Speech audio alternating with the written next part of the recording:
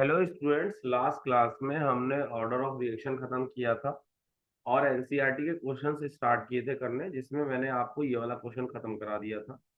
आज हम लोग उसके आगे स्टार्ट करेंगे। तो सबसे अब आज जो मैं क्वेश्चन सबसे पहले कराने जा रहा हूँ वो है 4.3। ठीक, तो आप लोग नोट कर लीजिए, मैं अब इसको कराने जा रहा हूँ। ठीक, यहाँ तक मैं ऑलरेडी करा चुका हूँ, जिसने नहीं किया वो लास्ट क्लास की वीडियो से देख सकता है। ठीक है, तो देखिए क्वेश्चन क्या कह रहा है। The decomposition of NH3 on platinum surface is zero order reaction. ठीक है, what are the rate of the production of N2 and H2 if K is. तो देखो, सबसे पहले इसका हम लोग इक्वेशन लिखते हैं, उसके बाद इसको आगे करेंगे। ठीक है, तो अगर मैं इसकी डिकम्पोजिशन की इक्वेशन लिखूं तो कुछ ऐसी बनेगी। इससे मेरे को N2 प्लस H2 मिलेगा। ठीक है, और ये दो है तो इसको दो कर देते हैं, और ये तीन, इसको तीन। तो देखिए ये इक्वेशन मेरी बनी। पहले आप ये देखिए, इक्वेशन समझ में आ रही जो मैंने लिखी है। 4.3 के लिए डिकम्पोजिशन ऑफ NH।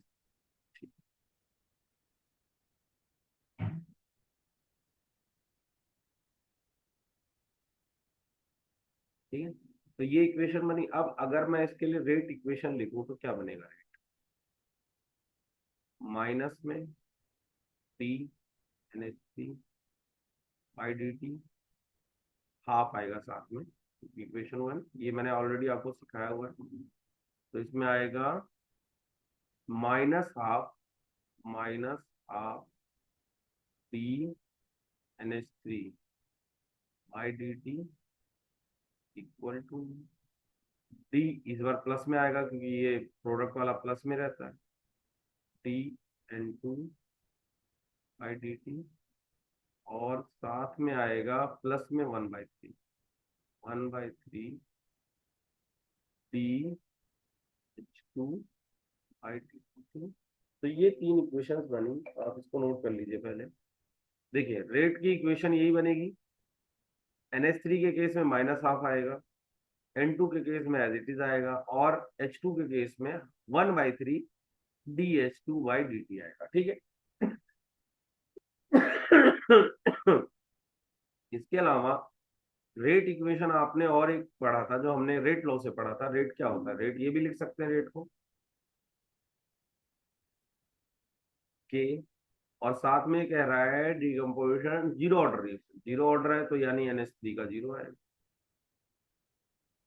ये जीरो है ना, तो ये पावर जीरो हो गई, यानी R इक्वल टू के बराबर आ गया। ठीक, what is the rate of production of N2 and H2 if. ठीक है, तो देखो के आपका आ गया। अब आपको प्रोडक्शन ऑफ N2 और H2 निकालना है, तो के की वैल्यू यहाँ पुट कर दो और ये इक्वेशंस देख लो। तो देखो अब मैं क्या कर रहा हूँ, रेट को के का, यानी देखो ये इक्वेशन मेरी बनेगी। अगर मैं आर को इसके यहाँ रिप्लेस कर दूं तो के इक्वल टू, मैं अलग अलग लिख रहा हूँ। देखो ये इसके बराबर भी है, इसके बराबर भी है, इसके बराबर। हमें निकालना है प्रोडक्शन ऑफ N2 और H, तो मैं N2 H2 लिख रहा हूँ। तो D N2 by D T, तो ये के बराबर ही हो गया। और आर इक्वल टू 1/3 DH2/dt, ये आपका के बराबर हो गया। आर ये इक्वल टू के हो गया। तो ये के की वैल्यू कितनी दे रखी है आपको इसमें, 2.5 इंटू 10⁻⁻⁴। तो ये वैल्यू तो एज इट इज आ जाएगी 2.5 10⁻⁻⁴। ये आपका डी मतलब rate of production of N2 हो गया, 2.5 10⁻⁻⁴। अब अगर आपको rate of production of H2 निकालना तो 3 टाइम्स आएगा, यानी rate of production of H2,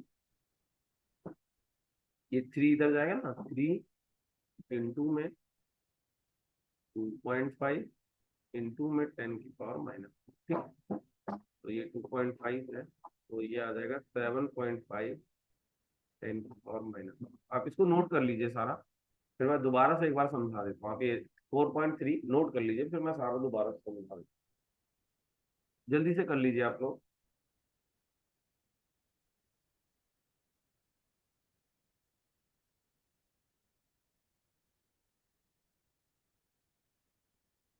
देखिए इस क्वेश्चन में क्या कह रहा था, decomposition of NH3 on platinum surface is 0।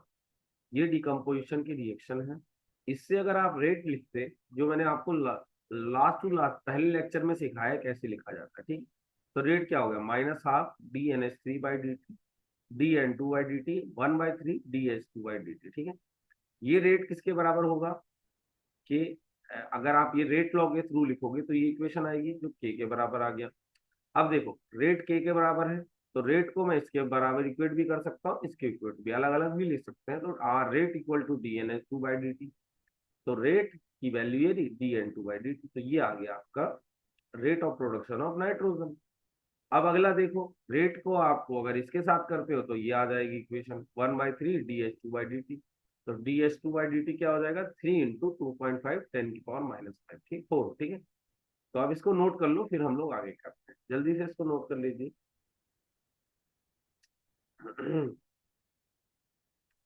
इसको नोट कर लीजिए, फिर मैं नेक्स्ट क्वेश्चन कराता हूँ, ठीक है। चलिए मैं इसको हटा रहा हूँ स्क्रीन से, पॉज करके आप लोग नोट कर लेना। मैं स्क्रीन से इसको हटाने जा रहा हूँ, ठीक है। चलिए अब अगला देखिए क्वेश्चन ये वाला। इस क्वेश्चन में देखो क्या कह रहे हैं, decomposition of dimethyl ether lead to the formation of CH4H2 and CO and the reaction rate is. आपको रेट ऑलरेडी दिया हुआ है, ठीक है। चलिए रेट आपको दिया हुआ है, आगे क्या कह रहा है। इस क्वेश्चन में रेट आपको ऑलरेडी पहले ही दिया हुआ है। Rate of reaction is follow by increase in pressure in a closed vessel. So the rate can also be express in term of, ठीक है कोई बात नहीं, अगर आपका प्रेशर है तो बता दो प्रेशर के फॉर्म में लिखते हैं, ठीक है ये भी ठीक है। If the pressure is measured in bar, bar में कर रहे हैं, ठीक है। Time in minute, then what are the unit of the rate, rate and rate constant. Okay तो देखो रेट की यूनिट तो हमेशा सेम ही रहेगी, वो रहेगी आपकी बार पर मिनट, ठीक है।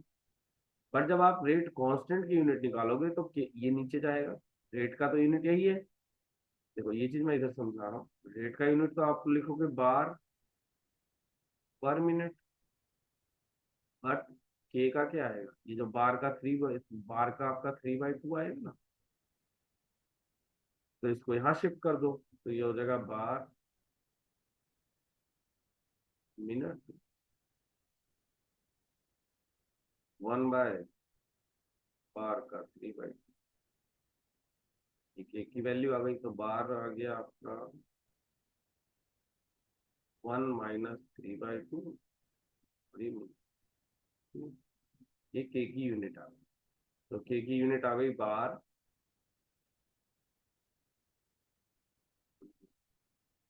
माइनस वन, ठीक है, ठीक है। तो ये आपकी यूनिट आ जाएगी बार पर मिनट मीटर में, ठीक है। तो ये आ गई रेट की यूनिट, इसके रेट कांस्टेंट, यानी के की यूनिट आप लिख सकते हो ऐसे भी।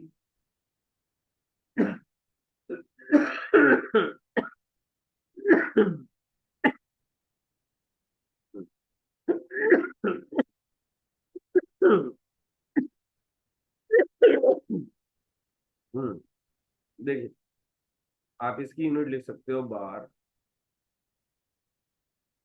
माइनस आप इनटू में मिनट।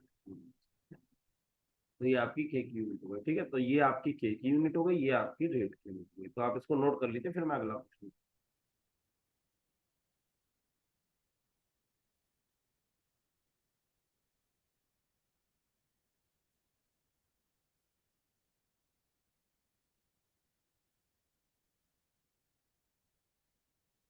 ठीक है, तो ये फोर्थ क्वेश्चन कर लीजिएगा आप लोग। अब मैं अगला करा रहा हूँ, आप पॉज करके नोट कर लो इसको, मैं अगला कर रहा हूँ, ठीक है।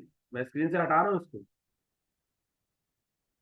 अब अगला क्वेश्चन देखिए आप। देखिए फिफ्थ क्वेश्चन में क्या कह रहा है, mention the factor that affect the rate of the chemical reaction. ये मैंने ऑलरेडी कराया हुआ है आपको। इसमें 3 फैक्टर्स आएंगे। पहला है कॉन्सेंट्रेशन ऑफ रिएक्टेंट, दूसरा है टेम्परेचर, तीसरा है कैटलिस्ट। ठीक है, तो ये तीन हैं जो ऑलरेडी मैंने लिखाया हुआ है, तो ये आप कर लीजिएगा। ठीक है, चलिए अगला देखते हैं। अब ये जल्दी से कर लीजिए आप लोग, इसको नोट कर लीजिए, मैं अगला करा रहा हूँ। ठीक है, पॉज करके नोट कर लिया करो आप लोग, मैं आगे करा रहा हूँ। चलिए अगला देखिए 4.6। A reaction is second order with respect to a reactant.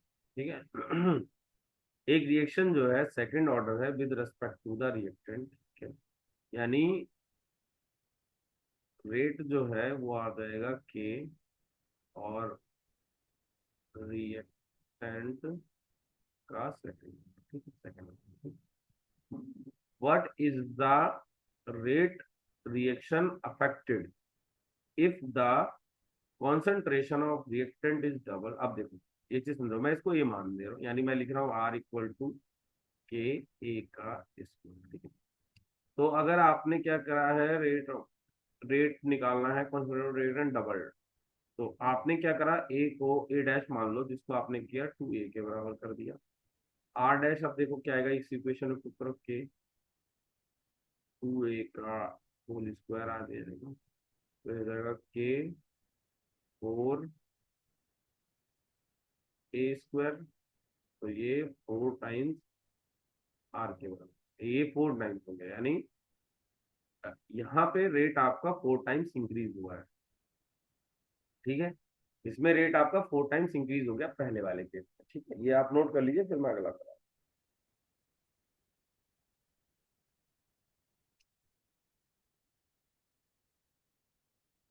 और अगले वाले केस में आपने रेट को हाफ कर दिया है, तो इसमें देखो आर डैश क्या हो जाएगा, के आर ए बाई 2 का होल, तो के ए square by 2।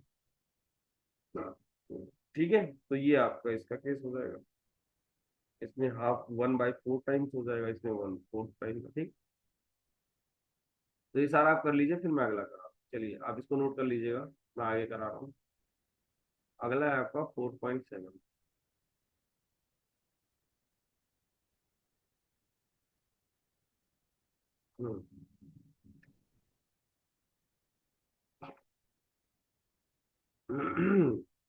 What is the effect of temperature on rate constant of reaction? How can this effect of temperature on rate constant be represented quantitatively? ठीक, तो अगला है आपका, what is the effect of temperature on rate constant of a reaction? How this effect can be। ये हम question अभी नहीं कर सकते, इसको मैं आपको बाद में कराऊंगा, नोट करके आप रख लीजिए। इसके लिए मैंने अभी थ्योरी आप लोगों को नहीं कराई है, तो 4.7 जो क्वेश्चन नंबर है, इसको आप नोट करके रखिए, इसको हम बाद में करेंगे। अब अगला देखिए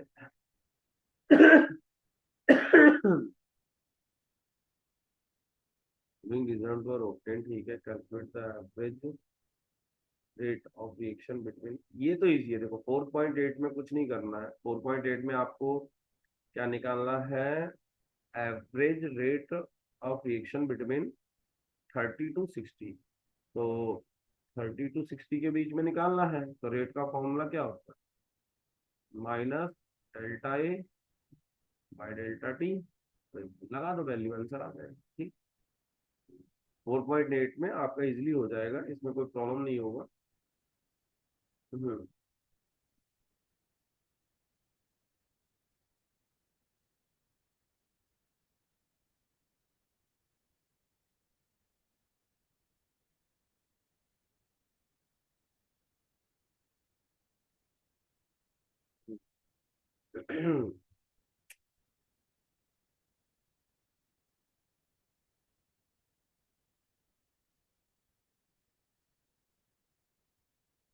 ठीक है, तो एवरेज निकालने के लिए क्या करोगे आप, इसको कितना है, माइनस में 0.17, माइनस में 0.31, डिवाइड में 60 माइनस 30। ठीक है, तो ये कर लेना सॉल्व, 60 माइनस 30 माइनस में 0.17 माइनस 0.31, ठीक है, तो इससे आ जाएगा 61। तो ये कर लीजिएगा आप लोग, फिर मैं आगे था 4.8 कर लीजिएगा।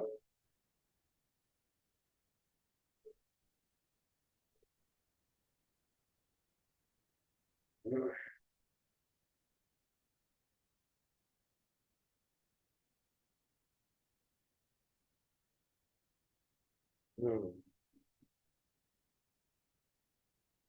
ठीक है, ये कर लीजिएगा। अब अगला क्वेश्चन देखिए, ये वाला क्वेश्चन देखिए, ये अच्छा क्वेश्चन है। 4.9, देखिए 4.9 में क्या कह रहा है आपको, समझिए क्वेश्चन में। Reaction of first order A and B, मतलब जैसे ए बी रहा होगा तो उसमें रेट जो है आपका है के, फर्स्ट ऑर्डर इन ए का फर्स्ट ऑर्डर है and second order in B, B का, ठीक है। तो right the differential rate equation, differential rate equation आपकी लिख दी मैंने। ये रेट है, इसको हम लोग ऐसे भी लिख सकते हैं माइनस, ये जो रिएक्टेंट है ये रेट के लिए लिखा हुआ है, ये जो टर्म है रेट के लिए, रेट है जो इसके बराबर है, ठीक है। तो इसको आप नोट कर लीजिए पहले।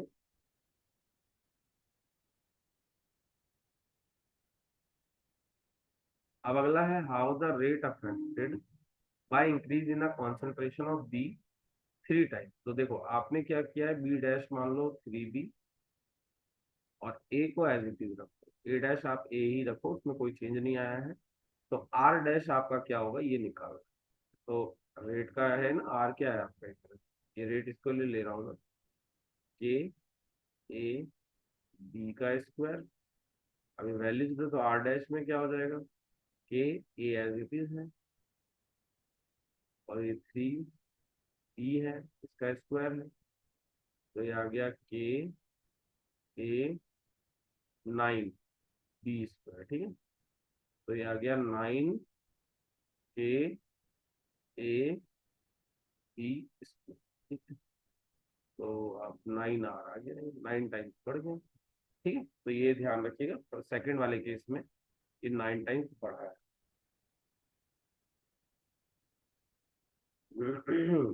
इंक्रीज बाय 9 टाइम्स, ठीक है। अगर इसको आप लिखना है तो लिख सकते हो, इंक्रीज बाय 9 टाइम्स,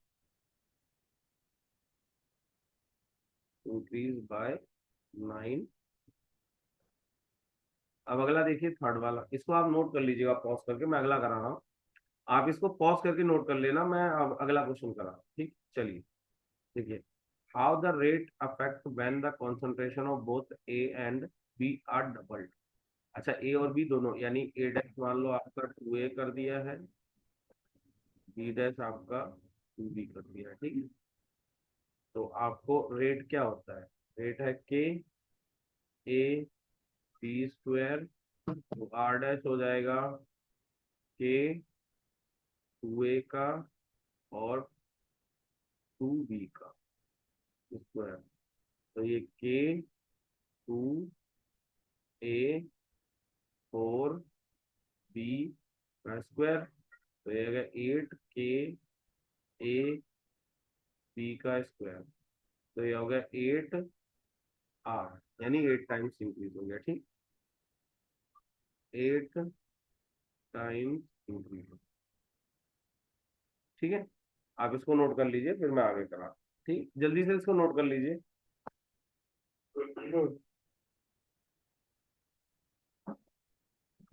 अरे प्रियंका बुला रही थी, प्रियंका,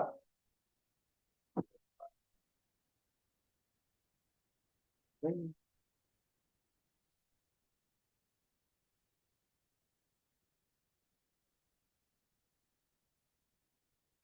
तो वही लिया प्रियंका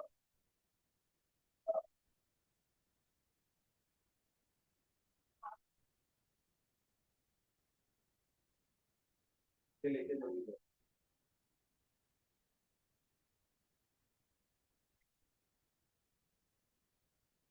हम्म, हम्म, ठीक है। तो ये वाला क्वेश्चन आप कर लीजिएगा, इसमें 8 टाइम्स है। अब अगला देखिए, ये क्वेश्चन देखिए क्या कह रहा है, 4.10। in a reaction AB, the initial rate of the reaction was measured for different concentration। ठीक है, तो आपको बताना है what is the order of the reaction and with respect to AB।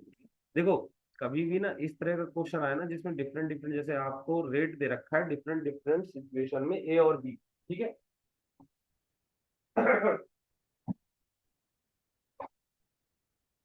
तो हम्म इस क्वेश्चन को करने का पता है तरीका क्या होता है कि सबसे पहले ना आप ये चीज देखो कि जैसे ये एक केस हो गया, ये दो केस हो गया, तीन केस हो गया, जो रेट दे रखा है उसमें किस वाले केस में ए कॉमन है या बी कॉमन है। जैसे अगर आप एक चीज देखोगे तो इस दोनों को अगर आप मेजर देखो तो इसमें ए कॉमन है, देख रहे हो ए कॉमन है इन दोनों में, डिफरेंस सिर्फ बी में है। फिर अगर आपको तो एक चीज समझ में आ रही, इन दोनों में सिर्फ डिफरेंस है, ये दोनों कॉमन है, इनमें ही डिफरेंस। पहली चीज तो इसी से आपको बी का पावर निकलेगा, कैसे निकलेगा समझो।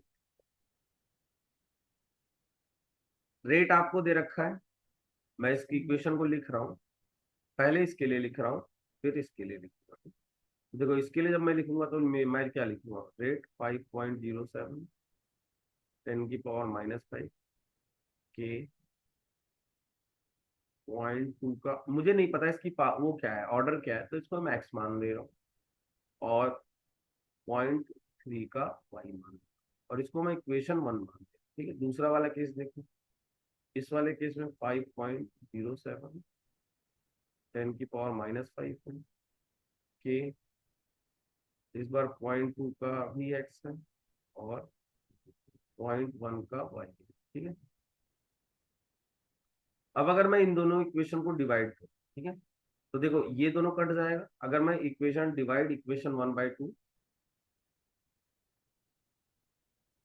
डी बाई इक्वेशन 1/2, तो देखो सबसे अगर मैं इन दोनों को डिवाइड करूँ तो ये 1 हो जाएगा, समझ में आ रहा है, इधर वाला 1 हो गया, ये कट जाएगा, ये सब कट जाएंगे, आपका आ जाएगा 0.3 का वाई और 0.1 का। ठीक है, तो अगर मैं आप इसको दोनों को अगर वो करो तो ये आगे एक तरह से 3 का वाई। अब एक बात बताओ, अगर किसी की पावर वाई एक्स जो भी पावर है और अगर ये वैल्यू 1 आ रही है, इसका मतलब ये क्या रहा होगा, वाई इक्वल टू 0, क्योंकि जब आप 3 का पावर 0 करोगे तो ये 1 होगा। ठीक है, तो पहला पॉइंट समझ में आया। देखो कभी भी इस तरह के क्वेश्चन करने होते हैं ना जो आपको टेबल फॉर्म में देखा है, तो उसमें पहली चीज यही होती है कि आपको देखना होता है कि कॉमन क्या है। अब जैसे इन दोनों में कॉमन था तो इसको मैंने ऐसे करके कर दिया। अब इस तरह से क्या होगा, ये एक तरह से हमें पता चल गया कि वाई की पावर 0 है, तो इसको मैं हटा सकता हूँ। अब मैं सिर्फ ए की पावर से करूंगा। ठीक, अब अगला देखो क्वेश्चन, इसको आप नोट कर लीजिए पहले, फिर मैं इसी में दूसरा, इसमें अभी ये क्वेश्चन में एक और पार्ट करना पड़ेगा हमें, ये पहले आप नोट कर लीजिए फिर मैं दूसरा कराता हूँ इसका। ठीक है, जल्दी से नोट कर लीजिए ये वाला। ठीक है, चलिए मैं स्क्रीन से हटा रहा हूँ इसको, मैं आगे चीज इसमें करा रहा हूँ। ये समझ में आ गया कि वाई का पावर 0 है। ठीक, यानी बी का पावर 0 हो जाए, ए बी है। तो अब अगला देखो, अब आपको ये चीज समझ में आ गई कि वाई का पावर 0 है, यानी जो रेट होता है वो होता है कि ए का पावर एक्स है, बी का पावर वाई है, तो वाई 0 है, तो ये आ गया सिर्फ आर इक्वल टू के ए की पावर एक्स, यानी सिर्फ इस पे डिपेंड करेगा, ये तो 0 आ गया। अब देखो, अब मैं क्या कर रहा हूँ, ये तो हमने इन दोनों का यूज कर लिया ना, अब आप क्या करो, नेक्स्ट टू वाले कर लो, ये तो खत्म ही हो जाएगा। जैसे क्या होगा, ये पावर 0 है तो ये तो आपका आएगा ही नहीं, अब सिर्फ ये और ये इसके रिलेटेड होगा। तो देखो अगला क्या है, सबसे पहले इक्वेशन लिखो इसके लिए, 5.07 इंटू में 10⁻⁵ के, यहाँ देखो ये आ जाएगा ए का पावर एक्स, 0.2 का एक्स। क्यों, क्योंकि ये तो 0 है ना, अब इसका जीरो है तो आप पावर जीरो करोगे तो वन नहीं हो जाएगा ये। जैसे अगर आप ये लिख भी देते 0.1, पावर तो जीरो लिखते हैं, तो फाइनली क्या बनता कि यही बनता ना। उसी तरह आप इसके लिए लिखो, ये इक्वेशन वन मान लो। दूसरा इक्वेशन देखो क्या है, 1.43 10⁻⁻⁴ के 0.4 का पावर एक्स, ठीक है। और इसको इक्वेशन टू मान लो। अब आप क्या करो, वन टू को टू से डिवाइड करके देखो। वन को टू से डिवाइड करो तो इसमें देखो 5.07 10⁻⁻5 डिवाइड में क्या है 1.43 इंटू में 10⁻⁻4, और ये पॉइंट के तो के से के कट जाएगा, 0.2 का एक्स आएगा और 0.4 का ही एक्स आएगा। ठीक है, तो अगर आप इसको पूरी प्रॉपर सॉल्व करोगे तो ये आ जाएगा, ये अगर ऊपर चले 5.07 इंटू में 10⁻⁻1 1.4, और ये आ जाएगा आपका अंदर ये हाफ हो जाएगा, हाफ का पावर एक्स है, ठीक है। और ये अगर आप चाहो तो कैसे लिखो 0.507 1.43 और ये 2 की पावर एक्स। तो अब आपको देखना है कि ये क्या वैल्यू, इसको पहले डिवाइड करके देख लेते हैं कितना आ रहा है।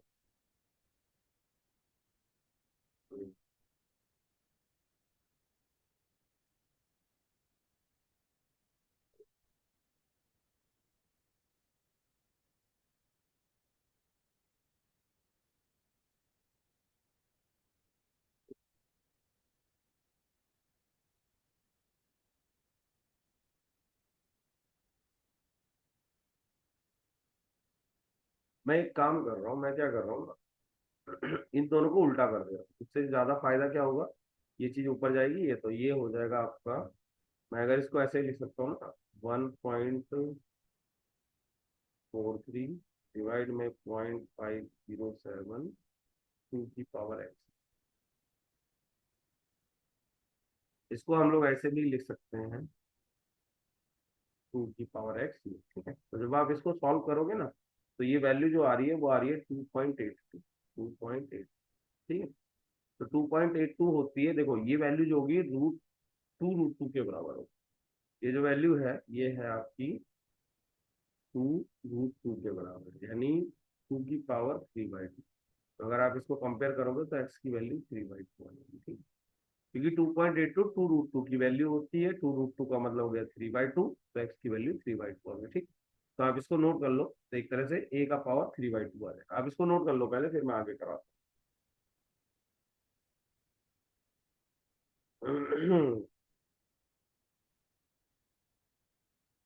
ठीक है, तो देखो अगर आप अब ओवरऑल एक तरह से आपके पास एक्स का वैल्यू आ गया 3/2, वाई आ गया 0, ठीक है।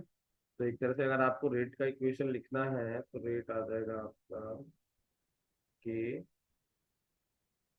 ए का 3/2 और बी का 0, ठीक है। तो आप इसको नोट कर लो, फिर हम लोग आगे करते हैं, ठीक है। तो आप इसको नोट कर लीजिए पहले, फिर हम लोग आगे करते हैं। ये वाला क्वेश्चन देखिए, कभी भी अगर आपको इस तरह का क्वेश्चन मिलता है तो आपको इस तरह से ही सॉल्व करना पड़ेगा कि जो दो कॉमन है पहले उनकी इक्वेशंस लिखो और उसमें से वो कट जाएगा और फिर दूसरा आपको सॉल्व करना है, ठीक है। आप इसको नोट कर लो, फिर मैं अगला जल्दी से, ठीक है। जल्दी से इसको कर लीजिए आप लोग। ठीक है, मैं इसको स्क्रीन से हटा रहा हूँ, अगर किसी को कोई डाउट है पूछ लेना, ठीक है। चलिए, अब अगला क्वेश्चन देखिए आपका 4.11। हम्म हम्म, तो देखिए क्या कह रहा है, following result have been obtained during the chemical kinetics of the reaction, ठीक है। आपको initially rate of the reaction ये दे रखा है, determine the rate law, rate constant of the reaction. ठीक है, तो आपको इसमें रेट लॉ भी निकालना है, रेट कांस्टेंट। तो देखो, कभी भी आप बैलेंस इक्वेशन, आपको मैंने पहले ही बताया था, कभी भी बैलेंस इक्वेशन देख के आप इसकी रेट लॉ नहीं लिख सकते। मतलब जो रेट होगा कि ए का पावर एक्स होगा, आपको नहीं पता क्या आएगा, बी का पावर वाई होगा, ये भी आपको नहीं पता क्या आएगा। ठीक, तो ये पॉइंट ध्यान रखिएगा आप कि आपको मतलब डायरेक्टली आप नहीं फाइंड आउट कर सकते। ठीक है, देखो इसको कर एक्स और वाई निकालने का तरीका मैं बताता हूँ कैसे। आप हमेशा वो देखो कहाँ दोनों कॉमन है। जैसे ए में देखोगे ये दोनों कॉमन है ना, तो आप इन दोनों को, अब इन दोनों में अगर कॉमन है तो इसके चेंज, इसमें तो कोई चेंज नहीं हुआ तो इससे तो कोई फर्क नहीं पड़ा, बट चेंज आपका यहाँ देखो ये 2 टाइम्स पड़ा, ये इंटू 2 टाइम्स है ना। तो अगर ये 2 टाइम्स है तो देखो इसमें कितना डिफरेंस आया है, ये मेरे ख्याल ये 4 टाइम्स बढ़ा है। ये चीज आप करके देखना। तो जब आप 2 टाइम्स बी को बढ़ा रहे हो, तो अगर इसमें 4 टाइम्स का इंक्रीज हो रहा है, हम्म, तो अगर इसमें 4 टाइम्स का इंक्रीज हो रहा है, देखो एक चीज समझो यहाँ पे, इससे तो कोई फर्क नहीं पड़ा, यहाँ तो कोई फर्क नहीं है, डिफरेंस यहाँ पे 2 टाइम्स का है, इससे 4 टाइम्स का डिफरेंस आ रहा है, यानी जब आप बी को 2 टाइम्स बढ़ा रहे थे तो रेट आपका 4 टाइम्स बढ़ रहा था, यानी ये वाई का वैल्यू 2 रहा, क्योंकि 2 की पावर करोगे 2 तभी तो 4 आएगा, तो वाई का पावर वाई जो रहा होगा 2 रहा होगा। ठीक है, ये ऐसे डायरेक्ट निकाला जाए। सबसे पहले आपको देखना होता है कौन सा कॉमन है, इसमें दोनों कॉमन है तो इसको हमने लिया, और इसमें देखा कितना टाइम्स बढ़ा, तो इसमें 2 टाइम्स बढ़ा, तो हमने, और इसमें कितना टाइम्स बढ़ा, 4 टाइम्स, तो अगर 2 का 4 हो रहा है तो इसका मतलब क्या है, वाई का वैल्यू 2 रहा होगा, तभी तो ये वैल्यू आई होगी। तो पहला तो पॉइंट हो गया, वाई निकल गया, ये नोट कर लो आप लोग, और ये ट्रिक होता है ऐसे निकालने का। ठीक है, अब अगला देखो, अगले में देखो बी कहाँ कॉमन है, फिर हम उससे करेंगे ए की वैल्यू। देखो बी आपका यहाँ से इसमें कॉमन, तो इससे तो कोई फर्क नहीं पड़ा। यहाँ देख रहे हो ये 4 टाइम्स बढ़ रहा है, ये आपका 4 टाइम्स बढ़ रहा है। अब ये 4 टाइम्स बढ़ रहा है तो ये देखो कितने टाइम्स ये बढ़ रहा है, ये भी 4 टाइम्स ही बढ़ रहा है। देख रहे हो 4 टाइम्स, 6 का 24 है तो 4 टाइम्स ही होगा।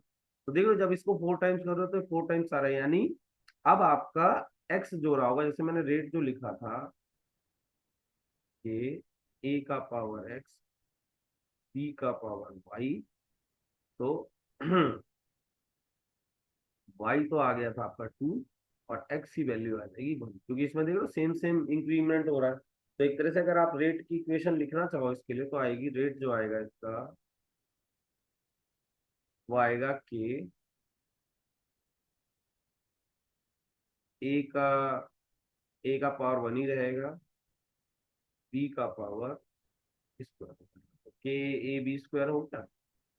ठीक है, तो ये आप नोट कर लीजिए, के ए बी स्क्वायर आ गया। ठीक है, ये आप कर लीजिए, फिर मैं आगे। तो ये आ गया। अब देखो यहाँ पे एक और क्वेश्चन, रेट लॉ आपने निकाल दिया, अब rate constant of the reaction, कोई भी एक इक्वेशन यूज करो और उससे निकाल दो डायरेक्ट। पहले आप इसको कर लो, फिर मैं आगे कराता हूँ।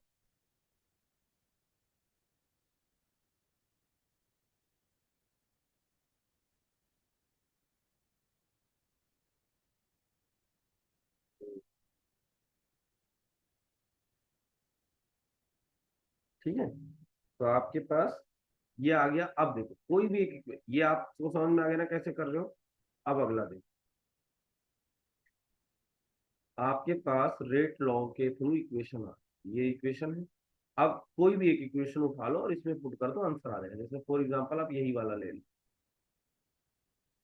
6 × 10⁻³ के की वैल्यू आपको निकालनी है, ए आपको 0.1 दिया हुआ है, बी आपको 0.1 का स्क्वायर दिया हुआ है। ठीक है, तो इसको सॉल्व कर लो, आंसर आ जाएगा फाइनल। ठीक है, इस इक्वेशन में सॉल्व करोगे तो के का वैल्यू आ जाएगा, यही सेम के सब में ही आएगा, आप कोई सा भी वैल्यू यूज कर लेना। और तो इसमें आपको यही करना है, के का वैल्यू निकाल लेना, फाइनली आपका 11th क्वेश्चन हो गया। ठीक है? इसमें अगर आप देखो तो के का जो वैल्यू आ रहा है आपका, वो आ रहा है 6। ठीक है, इसका जो के का वैल्यू आएगा आपका, वो आएगा 6 लीटर स्क्वायर मोल -2 मिनट। अच्छा मिनट में है ना, ठीक है। लीटर स्क्वायर मोल -2 मिनट, ठीक है। तो ये के का वैल्यू, अब इसको आप नोट कर लो, फिर मैं अगला करा, ठीक है, जल्दी से इसको कर लीजिए। चलिए अगला देखिए, लास्ट क्वेश्चन है ये, फिर इस टॉपिक के सारे क्वेश्चन खत्म हो जाएंगे। देखो क्या कह रहा है, the reaction between A and B is first order reaction with respect to A and zero order with respect to B. तो ये तो इजी क्वेश्चन है। देखो रेट आपको क्या दिया हुआ कि ए में फर्स्ट ऑर्डर है और बी में जीरो है, यानी बी का जीरो है। तो ये आ गया के ए, ठीक है, ये आ गया रेट 4.1। अब देखो आपको ये दे दिया ना, ये सारी वैल्यूज बतानी है तो इजी है। आपको ये सारी वैल्यू दी है, इससे तो इस पहला वाला यूज करके आप के की वैल्यू निकाल लो। जैसे आपको क्या करोगे, 2 × 10⁻², के ए कितना दे रहा है, 0.1। तो उसको सॉल्व कर लो, आपका के का वैल्यू आ गया। अब ए का वैल्यू, अब अगले में ए निकाल लेना, ये सारे हो जाएंगे। बाकी की चीजें आप खुद से कर लेना, इजी क्वेश्चन है। बस ये इक्वेशन यूज करके बार बार आपको सॉल्व करना है, ठीक है। तो ये कर लेना आप लोग, ठीक है। तो देखिए एनसीईआरटी में मैंने इस टॉपिक के सारे क्वेश्चन खत्म करा दिए हैं। अब हम लोग ऐसा करते हैं, कुछ पीवाईक्यू देख लेते हैं किस तरह के क्वेश्चन आपके इस टॉपिक से आते हैं, ठीक। तो इसको नोट कर लीजिए, मैं अगला करा। चलिए अब देखिए, अब हम लोग इसको थोड़ा मैं बड़ा कर देता हूँ स्क्रीन को।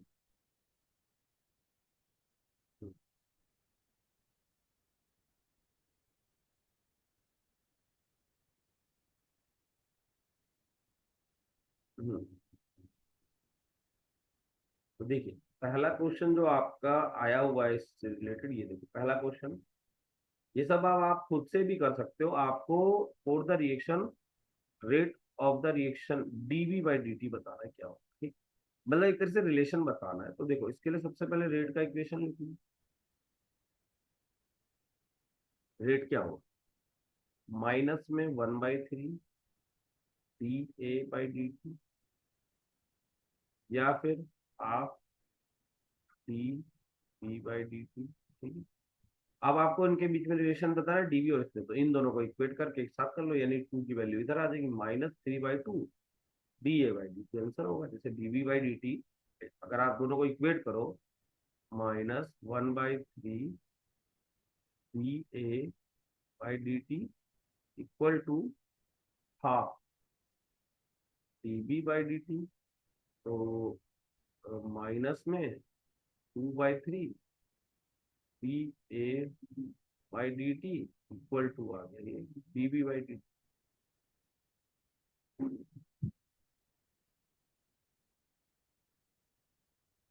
डी बाई डी, ठीक है। -2/3 D A by D T, B आ गया ना, ठीक है। तो इसका आंसर बी होगा।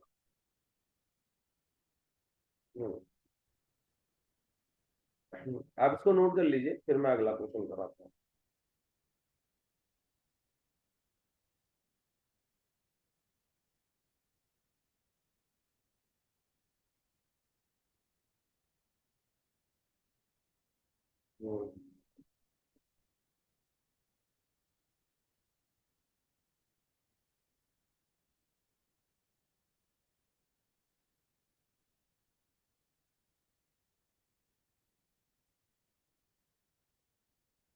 ठीक है, चलिए इसको आप कर लीजिए, मैं अगला करा रहा हूँ। अगला क्वेश्चन है, in the reaction the rate of formation दे रखा है, calculate the rate of the reaction and rate of disappearance. इस तरह का क्वेश्चन मैंने ना ऑलरेडी आपको कराया हुआ एनसीईआरटी में, ये वाला क्वेश्चन देखिए उस टाइप से ही है। तो आप ये लोग खुद से कर सकते हो, यहाँ पे देखो। हम्म, जैसे वाला 4.3 कराया था ना, उसी टाइप का क्वेश्चन है वाला। देखो क्या कह रहा है,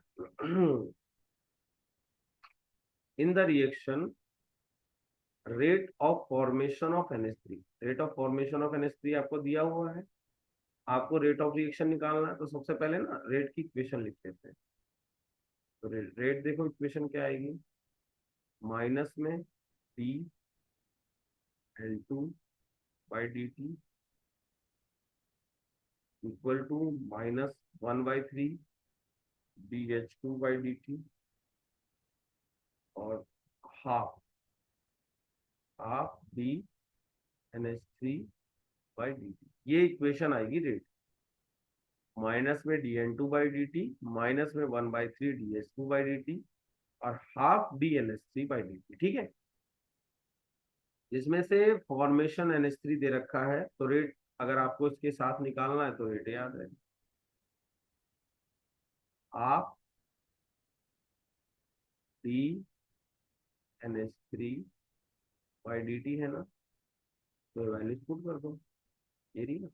तो हाफ इंटू में 3.6 10⁻², इसको सॉल्व कर लेना, आंसर आ जाएगा रेट का। ठीक है, अब आपको निकालना rate of disappearance of H2 भी।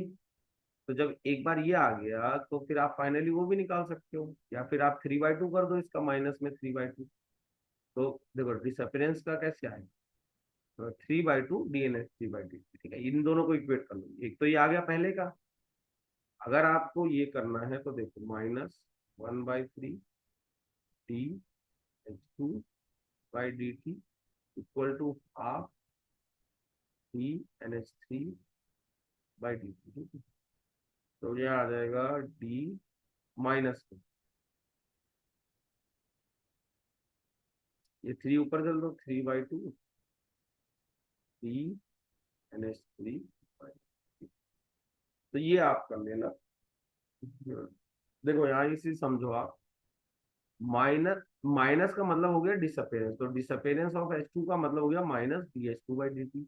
ये वैल्यू किसके बराबर आ गई, 3/2 dNH3/dt। तो dNH3/dt तो आपको रेट ऑफ फॉर्मेशन दे ही रखा है ना, ये वैल्यू यहाँ पुट कर दो। ये जो वैल्यू दे रखी है आपको, ये dNH3/dt की वैल्यू है।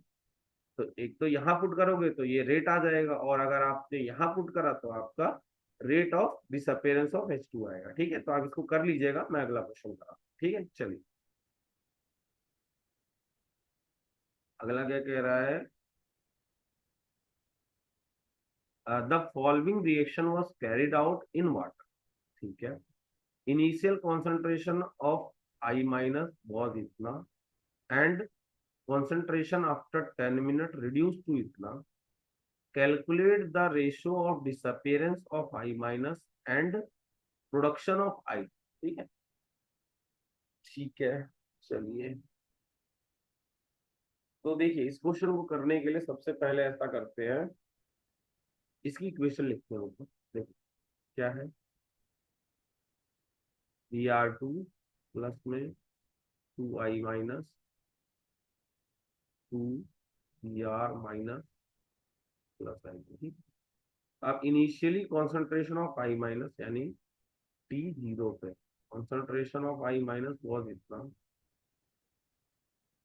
ठीक है, and concentration after 10 minute reduce to इतना।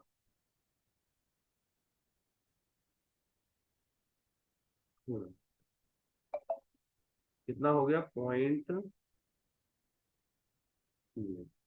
ये आ गया। ठीक है, तो हमें बताना है,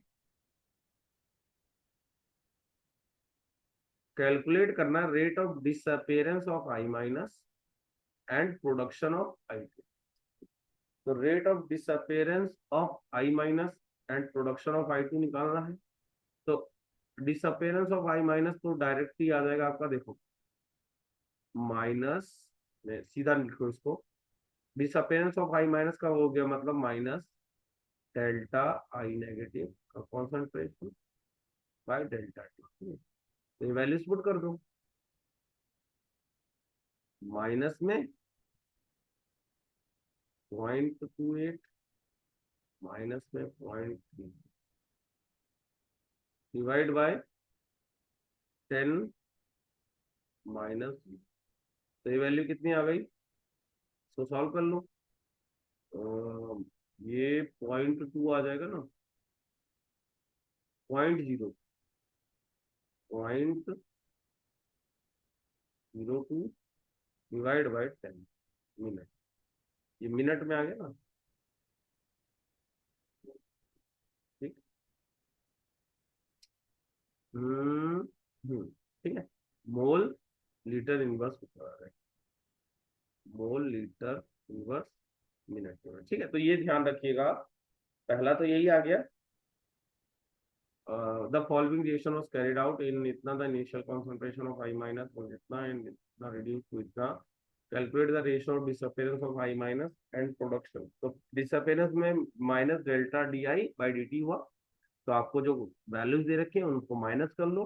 तो ये जब माइनस करोगे तो 0.02 आ जाएगा और ये 10 मिनट आ जाएगा, ठीक है। तो इसे फाइनल आंसर आ जाएगा, ठीक। तो ये हो गया।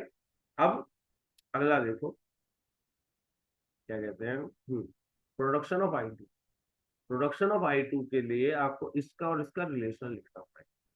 तो पहले आप इसका नोट कर लो, फिर मैं अगला करा, ठीक है। प्रोडक्शन ऑफ I2 के लिए, ठीक है, इसको आप नोट कर लीजिएगा। देखो, प्रोडक्शन ऑफ I2 के लिए पहले इक्वेशन लिखनी पड़ेगी। रेट की इक्वेशन क्या होती है आपकी, मैं इधर लिख दे रहा हूँ रेट की इक्वेशन। देखो, रेट की इक्वेशन जो होगी,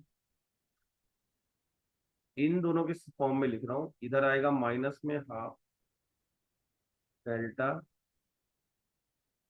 आई बाई डेल्टा टी, और अगर इसके फॉर्म में लिखूं तो क्या होगा, delta I2 by delta T.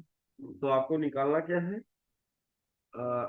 Production of I2 ना, तो production of DI2 by dt कितना है, minus half D delta I by dt। तो डेल्टा आई बाई dt तो आपने निकाला ना, ये जो वैल्यू किसके बराबर है, ये है ही आपकी DI बाई dt, ठीक है, माइनस DI बाई dt। तो ये वैल्यू यहाँ पुट कर दो, आंसर आ जाएगा आपका, ठीक है। तो आपको जो DI बाई ये निकालना है ना आपको, प्रोडक्शन ऑफ I2 यानी DI2 बाई dt जो निकालना है, ये जो वैल्यू आएगी आपकी, ये आ जाएगी इसकी हाफ, माइनस में हाफ इनटू में जो ये वैल्यू है, इसको अगर आप माइनस करते तो ये आ जाता माइनस में 0.02 डिवाइड बाय 10, ठीक है। तो इसको सॉल्व करोगे तो DI/2 आ जाएगा, ठीक है। तो मेनली हमें क्या होता है, ये इक्वेशंस होती हैं, उसी के बेसिस पे सारी चीजें करनी होती हैं। डिसअपियरेंस का मतलब है वो डिक्रीज हो रहा है और वो नेगेटिव फॉर्म में रहा हो, और प्रोडक्शन का मतलब है पॉजिटिव में हो, वो इंक्रीज होता है, ठीक है। तो आप ये चीज नोट कर लो, फिर मैं अगला करा। चलिए, मैं स्क्रीन से इसको हटा रहा हूँ कुछ। अब फोर्थ है, in the given reaction rate of the formation of C, आपका सी का दे रखा है, ठीक है।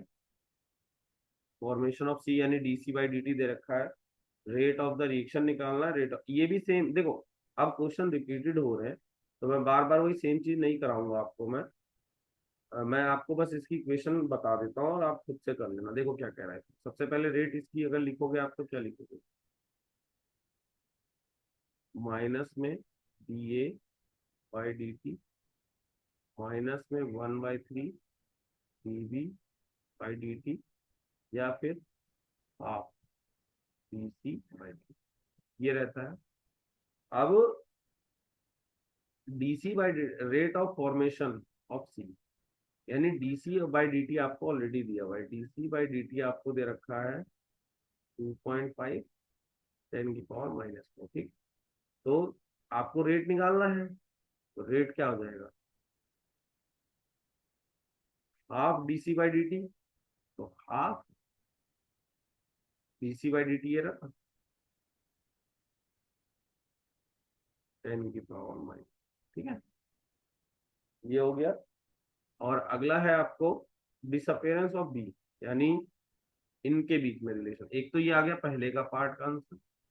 दूसरे वाले के लिए देखो क्या करोगे, सबसे पहले इनको, इनके बीच का रिलेशन लिखो। डिसअपियरेंस ऑफ बी निकालना है ना, तो -1/3 D C by D T equal to half D C by D T है।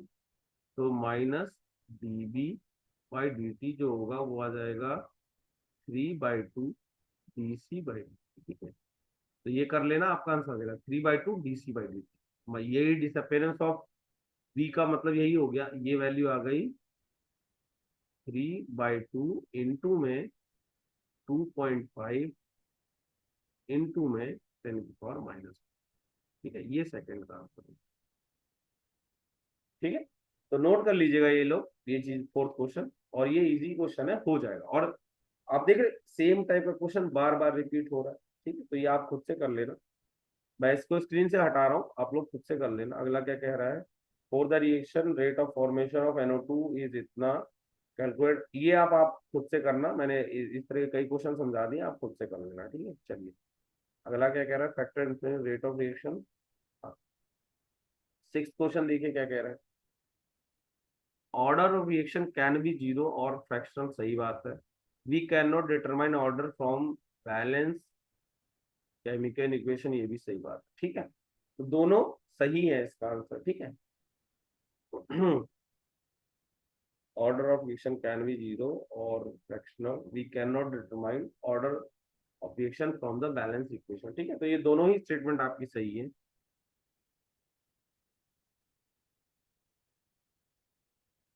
हम्म,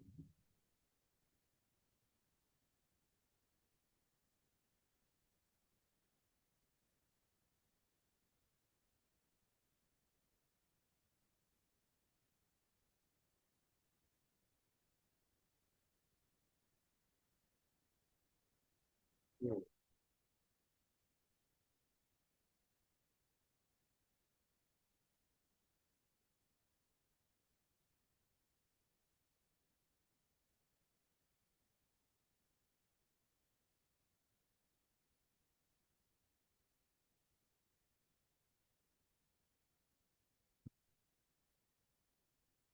ठीक है, तो इसका देखो दोनों सही तो है, बट इसका एक दूसरे का करेक्ट एक्सप्लेनेशन नहीं है, तो इसका आंसर ये होगा। Both assertion and reason are true, but reason is not the correct explanation of, ठीक है, तो ये चीज आप कर लीजिएगा, इसका आंसर बी रहेगा।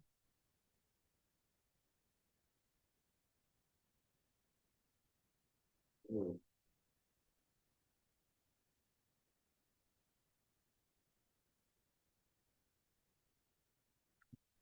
चलिए अगला क्वेश्चन देखते हैं इसका।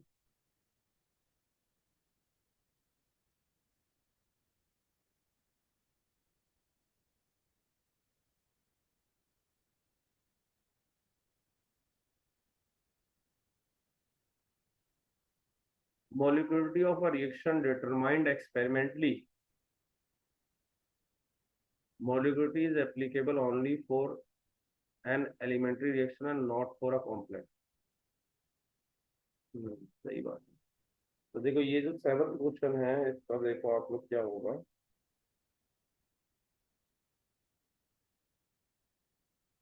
हम्म,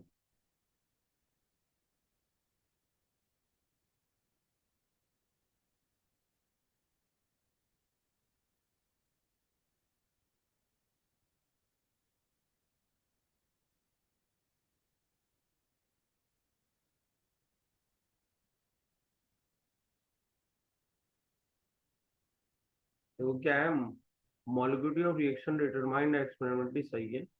Molecularity is applicable only for an elementary reaction, not for a complex reaction, ये भी है, और इसका करेक्ट एक्सप्लेनेशन भी है, ठीक है।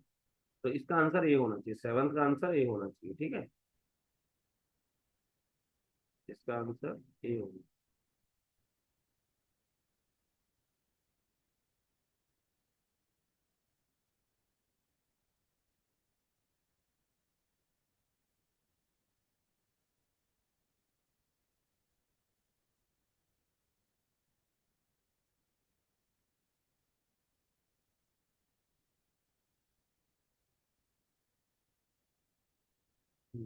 ठीक है, तो इसका आंसर ये रहेगा, ये कर लीजिए आप, फिर मैं अगला करा।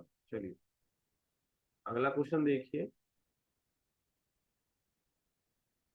अब देखो ये क्या कह रहा है क्वेश्चन आपको, for the reaction it was observed that rate of the reaction double when concentration of the A increase 4 times the order। देखो एक चीज ध्यान रखना, रेट जो हुआ, क्या हो गया, rate of the reaction double, ये हो गया 2 टाइम्स, आर हो गया। When concentration of A is 4 times, A से 4 टाइम्स हुआ, तो अगर ये आपका 4 टाइम्स हो रहा है, तो ये आपका टू टाइम्स ही हो रहा है तो इसका पावर हाफ रहा होगा ना।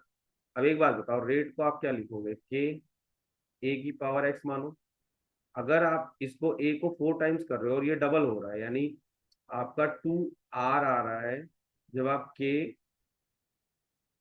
4 ए का पावर एक्स कर रहे हो, तो ये कब पॉसिबल है। एक तरह से 2 4 एक्स कब पॉसिबल होगा, जब एक्स की पावर हाफ होगा। तो इसका आंसर सी होगा। ठीक है, ये नोट कर लीजिए, फिर अगला कर।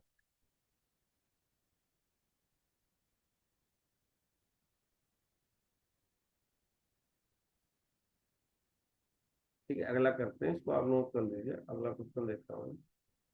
For a elementary reaction, the rate of disappearance of P, क्या कह रहा है question. For the elementary reaction, ठीक है, रेट ऑफ, अच्छा एलिमेंट्री लिख दिया ना, ठीक है, rate of disappearance of P increase by factor 8 upon doubling the concentration of P. ठीक है, तो 3 टाइम्स होगा the rate order of the reaction of P, ये होगा। ठीक है, देखो क्या होगा। ये कह रहा है अब ये एलिमेंट्री है ना, तो आप डायरेक्ट लिख सकते हो, जैसे आप इसके लिए लिख सकते हो रेट के टी की पावर एक्स लगाओ। ठीक है, अब रेट आपका क्या हो गया, 8 टाइम्स हो गया। 8 टाइम्स हुआ कब, जब आपने रेट ऑफ रिएक्शन डबल, आपने इसको क्या करा, 2 की पावर एक्स किया, तो एक्स का वैल्यू कितना आ गया, 3 आ जाएगा ना, क्योंकि 2 का पावर 3 इक्वल टू 2 की पावर एक्स, तो एक्स इक्वल टू 3। ठीक है, ये नोट कर लीजिए 9th वाले।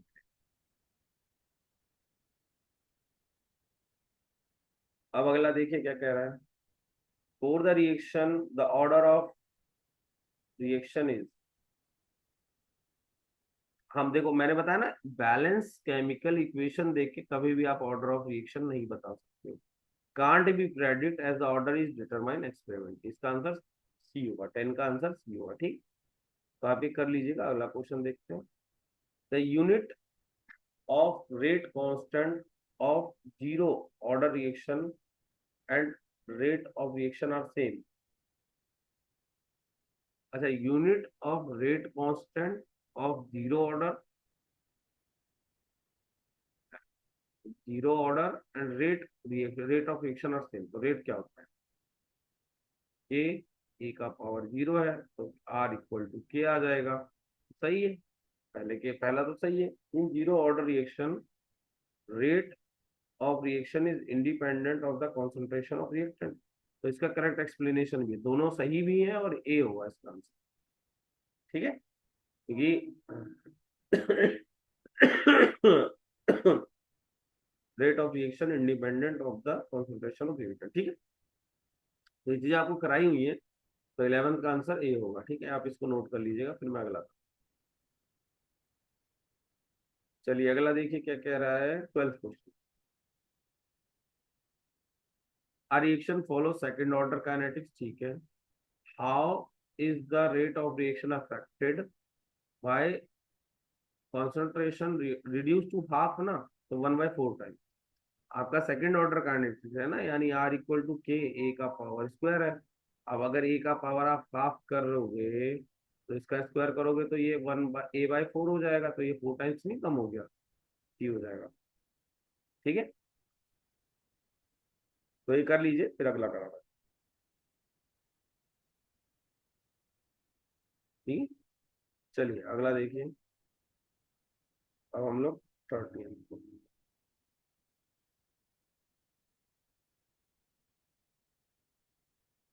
अब अगला क्वेश्चन देखो, आप क्या कह रहा है। For the given below is the decomposition of hydrogen peroxide in alkaline medium which is catalyzed by the, ठीक है, the above reaction taken place in 2 steps। ठीक है, molecularity of the step 1 and step 2 is, ठीक है, तो देखो molecularity जो होगी 2 और 2 रहेगी दोनों के इसमें। मॉलिक्यूलिटी सबकी इंडिविजुअल आती है, तो इसकी मॉलिक्यूलिटी इसकी तो 2 हो गई। रिएक्शन के कंपेरिजन में मॉलिक्यूलिटी ऑफ स्टेप 1 and 2, आंसर होना चाहिए आपका, देखो देखो मॉलिक्यूलरिटी कैसे निकालते थे, नंबर ऑफ मॉलिक्यूल्स जो पार्टिसिपेट कर रहे हैं इन केमिकल रिएक्शन, ठीक है, इन बैलेंस केमिकल इक्वेशन। तो यहाँ पे आप अगर देखोगे तो पहले वाले केस में कितने मॉलिक्यूल पार्टिसिपेट कर रहे हैं, दो मॉलिक्यूल पार्टिसिपेट कर रहे हैं, दूसरे वाले में भी दो कर रहे हैं, तो उसका मॉलिक्यूलरिटी क्या होना चाहिए, 2 आना चाहिए, तो इसका आंसर ए होना चाहिए। ठीक है, आप इसको नोट कर लो, फिर मैं अगला करा रहा हूँ।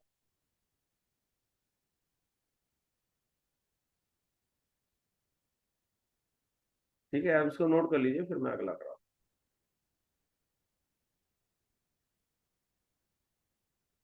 रहा हूँ।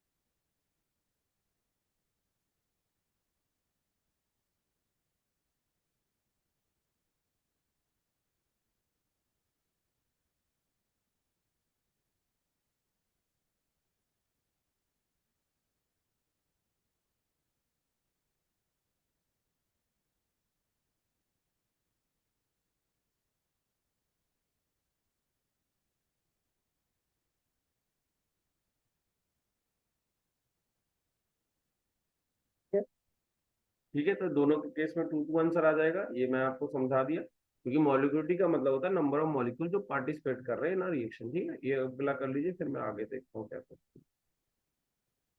अच्छा, ये क्वेश्चन है,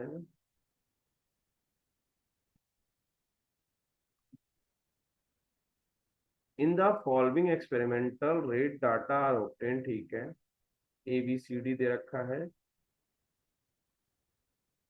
इनिशियल ए और बी दे रखा है, रेट आपको दे रखा है। ठीक है, तो आपको करें what are the order with respect to A and B.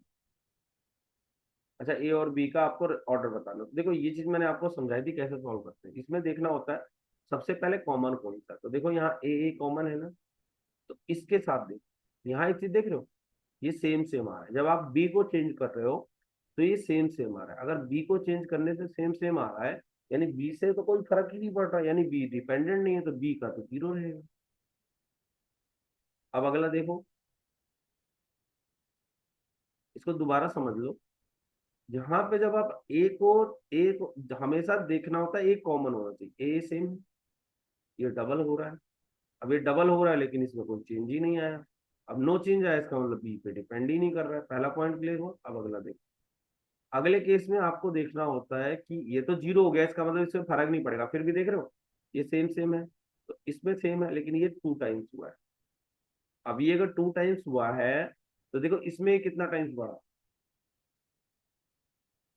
आप ये बताओ कितना टाइम्स बढ़ा, 4 टाइम्स या, हाँ ये 4 टाइम्स बढ़ा होगा।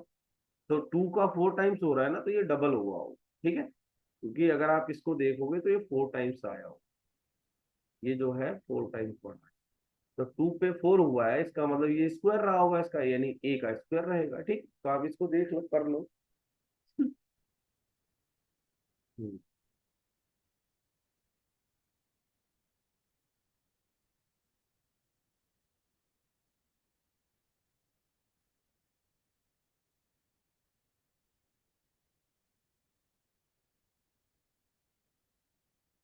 4 टाइम्स, ठीक है, तो ये 4 टाइम्स हुआ, यानी 2 टाइम्स आंसर इसका होगा ए का, यानी ये ए का बी, ए का स्क्वायर आएगा और के आएगा, और ये रेट आएगा। ठीक है, तो रेट आ गया के, ए स्क्वायर बी नो। ठीक, अब इसको कर लो। इसका आंसर सी होगा। ठीक है, ए का सेकंड ऑर्डर होगा, बी का जीरो ऑर्डर होगा। ठीक है, आप इसको नोट कर लीजिए, फिर मैं अगला करा। चलिए इसको नोट कर लीजिएगा, ए का सेकंड ऑर्डर आ गया, बी का जीरो आ गया। ठीक, तो इसको कर लीजिएगा आप लोग। इस तरह के क्वेश्चन में ध्यान रखिएगा, ऐसे ही करते हैं। आपको एक को कॉमन रखना होता है, दूसरे को फिर जो चेंज हो रहा है उसके बेसिस पे देखना होता है रेट में कितना चेंज आया। अब 15 क्वेश्चन देखिए क्या कह रहा है।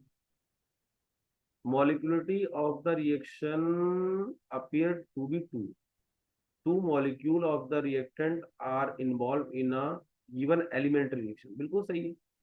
और इसका फिर करेक्ट एक्सप्लेनेशन भी हो जाएगा, तो इसका आंसर ये ए हो जाएगा। ठीक है, 15 का आंसर ए हो जाएगा, क्योंकि मॉलिक्युलरिटी अगर 2 आ रहा है और एलिमेंट्री रिएक्शन में ही पॉसिबल होता है कि आप एज इट इज बता दो, तो इसका आंसर 15 का 2 हो जाएगा। हम्म,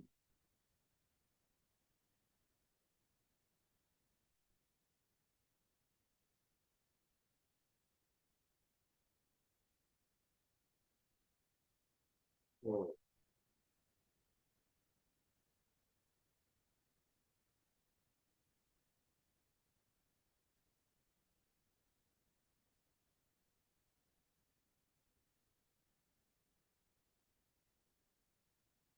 ठीक है। तो ये ए भी सही है और बी भी सही है और वो करेक्ट एक्सप्लेनेशन भी है, तो 15 का आंसर ए होगा। ठीक है, अब इसको नोट कर लीजिए, फिर अगला कर। 16वां, order of reaction is applicable to elementary as well as complex. बिल्कुल सही, ये सही है। For complex reaction molecularity has no meaning. ये भी सही है, मतलब करेक्ट एक्सप्लेनेशन नहीं है, पर दोनों सही है। तो नॉट, ये बी होगा इसका आंसर। ठीक है, मॉलिक्युलरिटी का मतलब कॉम्प्लेक्स रिएक्शन के लिए मॉलिक्युलरिटी का कोई मतलब नहीं होता है, वो सिर्फ एलिमेंट्री के लिए होता है, सिंगल स्टेप रिएक्शन में वो रहता है। और ऑर्डर आपका दोनों के लिए होता है। ठीक है, तो ये आपका बी होगा इसका आंसर। ठीक है, 16 का बी है। अब अगला देखते हैं आपका इधर। ये सारे क्वेश्चन आप लोग प्रैक्टिस कर लेना।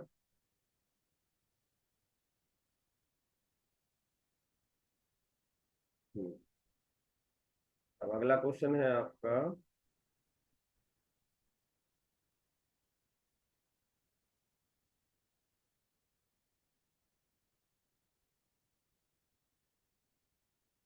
16 हो गया था ना, अब अगला देखते हैं 17 पे। हम्म, क्या कह रहा है? Calculate the overall order of the reaction whose. ये सब इजी है, आप खुद से कर लेना, दोनों का सम करना है, हो जाएगा। ये आप खुद से कर सकते हैं। The reaction between carried out sealed, the rate law for that is found is one mole of added to the reaction chamber and temperature kept constant, then predict the change in rate of the reaction and rate constant। ठीक है, ये कर देते हैं। देखो ये क्या कह रहा है। A reaction between H2 and I2 was carried out in a sealed isothermal container, यानी कि कांस्टेंट है। ठीक है।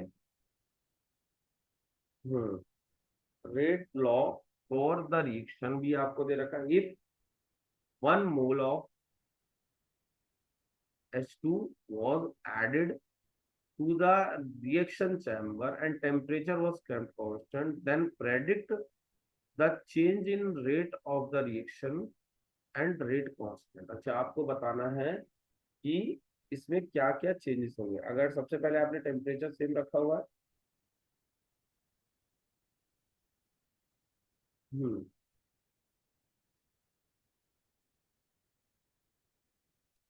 if 1 mole of H2 was reached, now the temperature was kept constant, then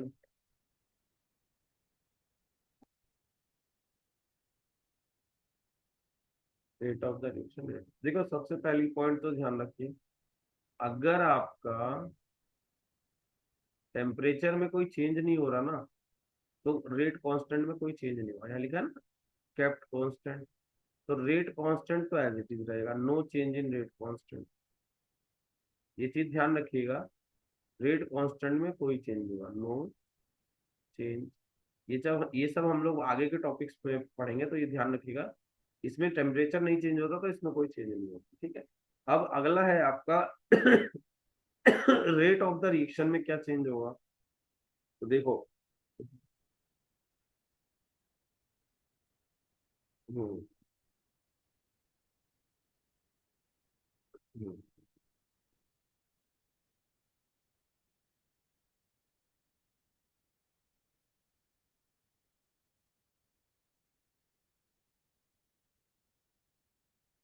हम्म।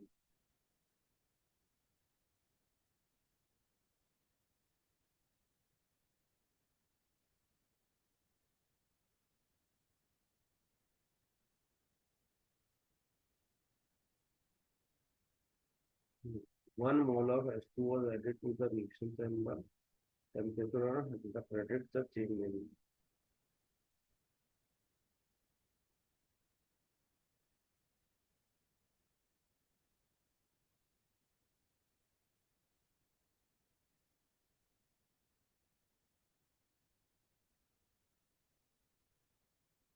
ठीक है, तो देखो अगर मैं ना सबसे पहले इसकी ना इक्वेशन लिखता हूँ, मेनली उसके बेसिस पे हम लोग इसको ट्राई करते हैं।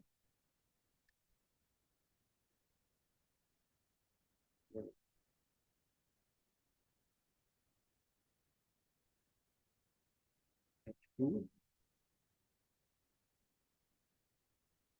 और आई टू से क्या बनेगा, एच आई बनेगा। तो एच टू आई टू से एच आई बनेगा, टू एच आई, ठीक है।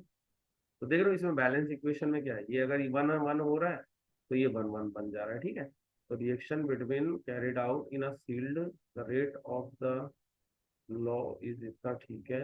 One mole is reaction chamber, the temperature kept in the predict the change in rate of the reaction, ठीक है,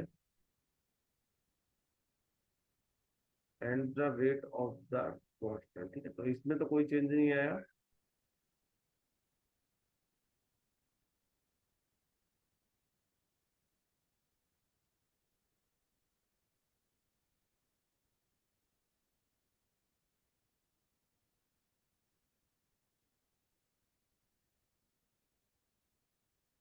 हम्म।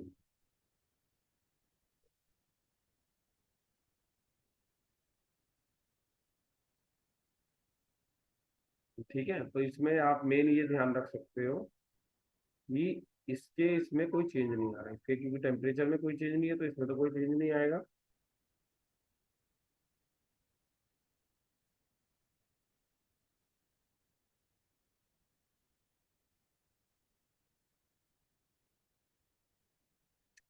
और एक चीज देखिए, एक mole of H2 was added to the reaction chamber. The temperature was kept constant. The change in rate of the reaction। अब देखिए यहाँ पे आप एक चीज देख रहे हो, यहाँ पे आप कॉन्सेंट्रेशन ले रहे हो, ठीक है। आप जब उसमें एक वॉल्यूम एक मोल और डाल रहे हो ना, तो इसका वॉल्यूम में चेंजेस होंगे, जिसकी वजह से रेट में चेंजेस आएंगे। इससे क्या होगा कि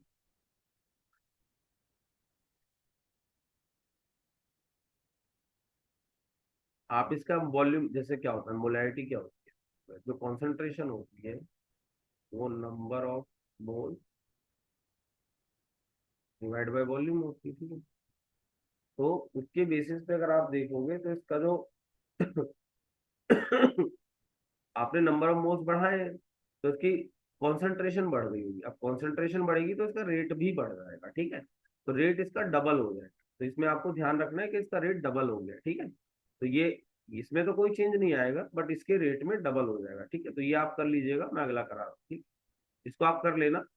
ये चीज तो आपका चेंज नहीं आएगा, इसमें आपका रेट डबल हो जाएगा, ठीक है। तो ये आप कर लीजिएगा, मैं अगला करा रहा हूँ। हम्म, अगला अगला क्वेश्चन क्या कह रहा है आपका,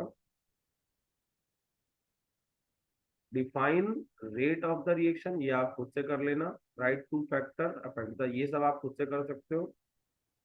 ऑर्डर ऑफ द, ये सब मैंने ऑलरेडी नोट्स में लिखा है, आप लोग खुद से कर लेना। अगला क्या है, for the reaction, for the reaction propose mechanism, ठीक है। Right the rate law for the reaction. अच्छा, रेट लॉ लिखना। तो देखो हमेशा स्लो से लिखा जाता है, और इसमें आपका ये भी है और ये दोनों ही प्रेजेंट है, तो इसका जो रेट लॉ लिखोगे, रेट आएगा इसका, स्लो से लिखा जाता है हमेशा, ध्यान रखना। इसका आएगा के H2O2 और आई माइनस, ठीक है। तो ये आएगा H2O2 और आई माइनस, ये आएगा इसका, एक एक है ना, तो ये क्योंकि हमेशा स्लो से लिखा जाता है। तो rate law of the reaction लिख दिया। Right the overall order of the reaction. तो इसका overall order of the reaction two हो जाएगा, ऑर्डर इसका टू रहेगा। रेट इक्वेशन ये रहा। और out of the step which one is rated. और जो स्लो स्टेप होता है फर्स्ट स्टेप इसका, ये स्टेप वन जो होगा वो आरडीएस होगा। आप ध्यान रखिएगा, जो पहला स्टेप होता है वो रेट डिटरमाइनिंग स्टेप होता है, सॉरी, जो स्टेप स्लो होता है, जैसे इसमें स्लो स्टेप ये वाला है, तो ये इसका रेट डिटरमाइनिंग स्टेप कहलाएगा। अब इसमें आपको वही रिएक्टेंट यूज है जो ऑलरेडी स्टार्टिंग में आपने लिए थे, इसमें कोई इंटरमीडिएट नहीं है। तो इसकी थ्रू जो आप इक्वेशन लिखोगे वही आपका रेट इक्वेशन होगा। तो के H2O2 I-, और उन दोनों का पावर वन वन है, तो इसलिए अगर आप overall order of the reaction देखेंगे तो 2 आए, ठीक है। तो आप इसको कर लीजिए। और स्लोएस्ट स्टेप आपका रेट डिटरमाइनिंग स्टेप होता है, स्लोएस्ट स्टेप आपका रेट डिटरमाइनिंग स्टेप हो गया। और rate law of the reaction आपने कर दिया, ठीक है। और ठीक है, तो ये कर लीजिएगा, ये अच्छा क्वेश्चन है, एग्जाम में आ सकता है। आप हमेशा ध्यान रखिएगा, स्लोएस्ट स्टेप आपका रेट डिटरमाइनिंग होगा, स्लोएस्ट से ही रेट इक्वेशन लिखी जाती है, और इसमें कोई इंटरमीडिएट नहीं है, तो एज इट इज बस ये और ये आ जाएगा, ठीक।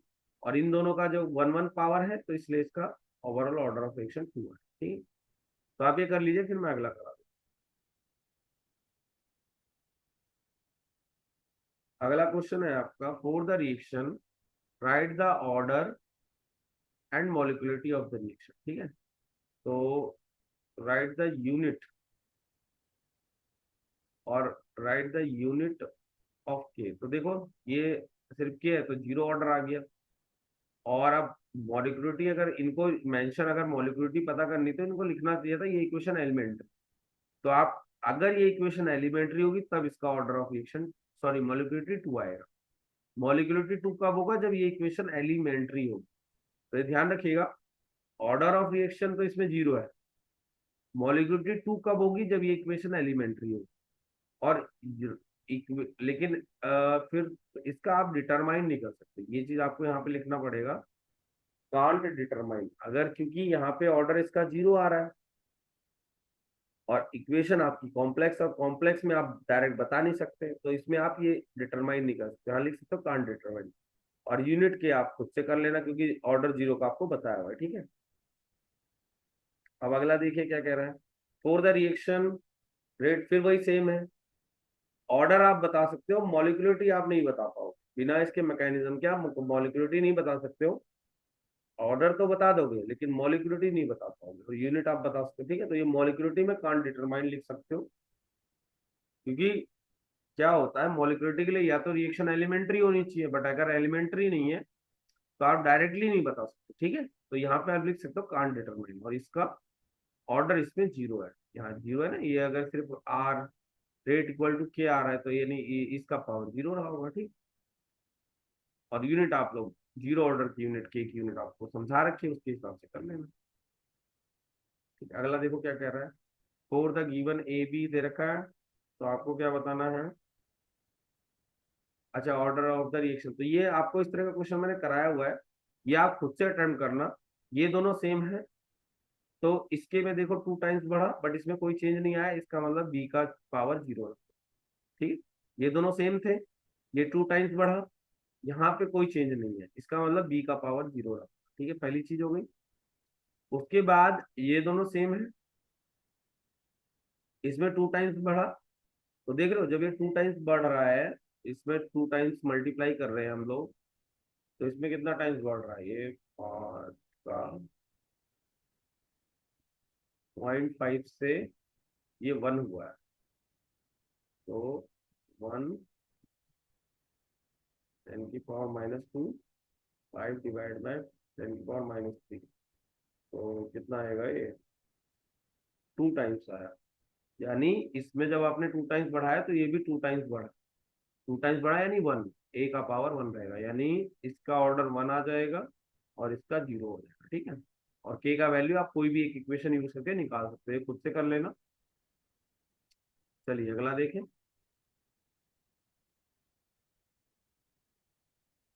फॉर द रिएक्शन, ये आप खुद से करना, सेम वही चीज है जो अभी मैंने ऊपर कराया है।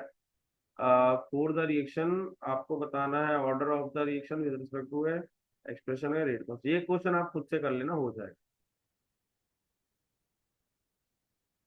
ये क्वेश्चन आप लोग खुद से कर लेना। 25 आप खुद से करना, हो जाएगा।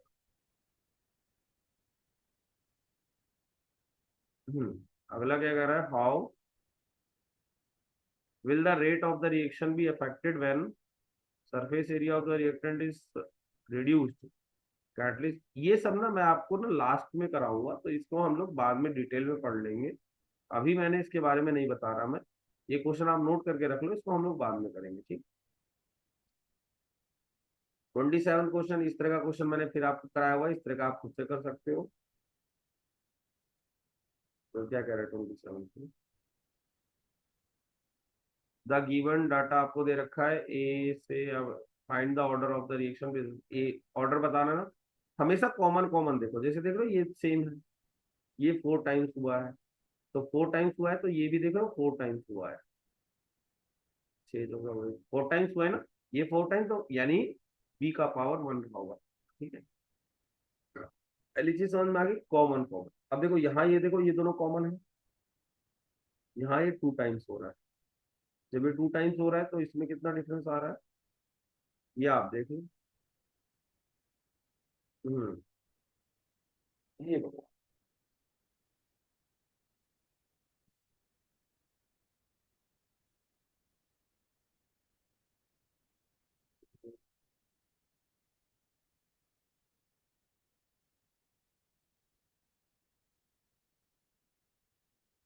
फोर टाइम्स देखो, जब आप इसको 2 टाइम्स कर रहे हो, तो इसमें जो डिफरेंस आ रहा है ना, ये 4 टाइम्स का डिफरेंस, ये 4 टाइम्स हो रहा है, यानी 2 का, यानी ये ए का स्क्वायर रहा होगा। तो जो आपका रेट का इक्वेशन आएगा वो आएगा के, सॉरी, रेट जो आएगा के ए स्क्वायर बी आ जाएगा, ठीक है। अब बाकी की चीजें आप लोग खुद से कर लेना, क्योंकि आप लोगों को मैंने पहले से भी समझा रखा है, तो आप खुद से कर सकते हो, ठीक है। मैं इसको स्क्रीन से हटा रहा हूँ, आप लोग खुद से देख लेना बाद में, ठीक है। अगला क्या कह रहा है, a reaction is second order in A, first order write the differential rate affected by increase in A 3 times and. ये क्वेश्चन आप लोग खुद से कर सकते हो, 28 खुद से कर लेना। अच्छा, पैसेज देखो, कई बार ना ये जो पैसेज दे रखे हो ना, इससे मतलब कुछ खास आपको फायदा नहीं होता क्वेश्चन में, तो बेटर कि डायरेक्ट आप क्वेश्चंस करो। अगर आपको नहीं समझ में आ रहा तो पैसेज पढ़ लेना। 29 क्वेश्चन मैं आपको बता रहा हूँ, ये देखो क्या कह रहा है। सबसे पहले, what is the rate determining step. जो स्लोएस्ट स्टेप होती है कॉम्प्लेक्स इक्वेशन की, उसके रेट डिटरमाइनिंग स्टेप कहते हैं। कॉम्प्लेक्स रिएक्शन कौन सी होती है, जो मल्टीपल स्टेप्स, मतलब एक से ज्यादा स्टेप्स वाली रिएक्शन को कॉम्प्लेक्स रिएक्शन कहते हैं। What is the effect of temperature on the rate constant of, इसमें कोई चेंज नहीं आता, ये हम डिटेल में बाद में पढ़ेंगे, बट आप इसको लिख सकते हैं। अगला क्या है, why is molecularity applicable only for elementary reaction, whereas order is applicable for elementary as well complex reaction, ठीक है। मॉलिक्यूलरिटी पता क्या होता है, मॉलिक्यूलरिटी से आपको पता चलता है नंबर ऑफ एटम्स जो कोलाइड कर रहे हैं ताकि आपको रिएक्शन हो रही है। तो 2 या 3 से ज्यादा प्रोबेबिलिटी जो होती है, number of the probability to collision of the molecule simultaneously with more than 3, ये बहुत कम होता है। इस वजह से आपका ये कभी भी, ये एलिमेंट्री रहता है और ये कॉम्प्लेक्स रहता है, ठीक है। तो ये पॉइंट आप कर सकते हो कि probability of collision between more than 3 molecule simultaneously is very low. तो मॉलिक्यूलरिटी आपकी एलिमेंट्री होती है, और आपका जो कॉम्प्लेक्स रिएक्शन होता है, ऑर्डर उसमें कॉम्प्लेक्स होता है, ठीक है। Conversion of order if the x, ये आप खुद से कर लेना, हो जाएगा ये सी पार्ट, ठीक है। तो देखिए, आज मैंने क्या किया, आपको जितने भी क्वेश्चंस हमने ऑर्डर ऑफ रिएक्शन, मॉलिक्यूलरिटी, जो भी हमने पढ़ा था, रेट ऑफ रिएक्शन, उससे रिलेटेड जितने आपके पीवाईक्यू थे, वो मैंने आज कवर करे हैं। नेक्स्ट क्लास से हम इंटीग्रेटेड रेट इक्वेशन स्टार्ट करेंगे, तब तक आप इसको कर लीजिए। चलिए, थैंक यू।